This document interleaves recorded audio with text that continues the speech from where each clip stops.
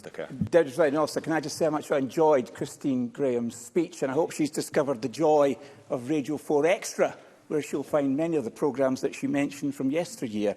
I'd also like to thank Alex Cole-Hamilton for securing this important debate, and it's because the BBC is one of Britain's finest institutions that the UK Government has a responsibility to not only protect it, but to create the conditions so that the BBC can prosper. And one of the BBC's greatest strengths, of course, is it adds to the United Kingdom's global soft power. And by broadcasting British art, culture and news around the world, the BBC helps the UK punch above our weight on the world stage. And the BBC also adds to the lives of people across these islands, be it through education, educating, entertaining or informing. When discussing the future of the BBC, these benefits are what we must seek to preserve.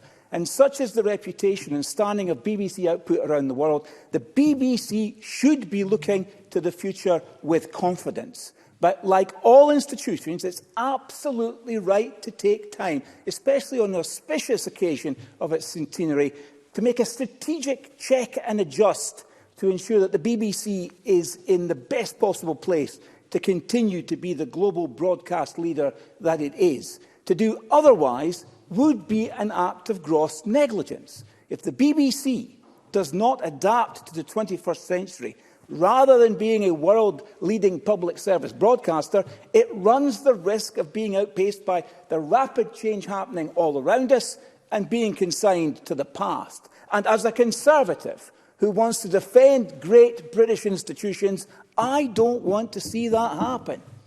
Now, in 2017, yes, of course. Martin Whitfield. I'm very grateful to the member giving way. Would he not agree, though, that perhaps that consideration should take place when the Charter comes up for renewal, so that between Charter renewals, the BBC has the confidence that it knows what its financial future holds? Stephen Kerr.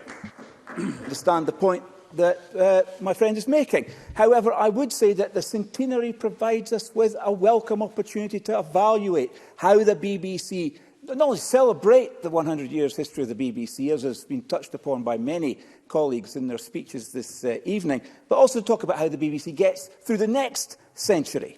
Now, in 2017, data showed that almost a third of all female convictions were because of failure to pay the TV licence fee, and that women were almost 10 times more likely to be convicted for not paying than men. Surely nobody in this chamber believes it's right to criminalise people for not paying a TV licence. In 2018, James Purnell, a former Director of Radio and Director of Strategy and Digital at the BBC, said that streaming services were an existential threat to the BBC.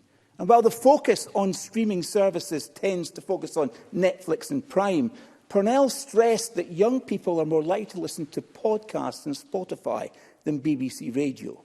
With the massive expansion of online streaming services, it's my fear that the BBC licence fee is putting young people off the BBC.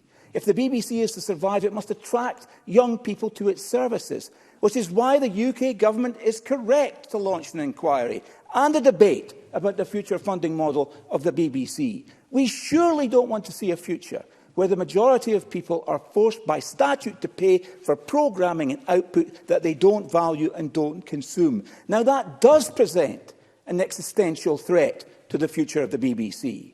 And my message to the BBC is, don't be afraid of change, be confident about embracing change. There is a world of opportunity ahead for the BBC in its second century. To conclude, Presiding Officer, I want to point out two ironies from this debate.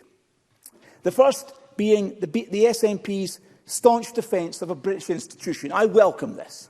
And it's my hope that this is proof that members of the Nationalist Party are seeing the benefits of our union in the BBC as a British institution. The second, Deputy Presiding Officer, is soberingly more serious. In 2014, the then SNP leader accused the BBC reporter Nick Robinson of bias, triggering a protest outside Pacific Quay Studios in Glasgow from the nationalist movement. These protests have been described as bullying and intimidation, and the treatment towards BBC journalists that day has been compared to Putin's Russia. So I will take no lectures from the BBC, from the SNP about defending the BBC. Deputy Presiding Officer, I don't only want to protect the BBC. I want it to flourish. Rather than stand still, we must update and improve the BBC while preserving the values that make the BBC the great British institution that we are all proud of.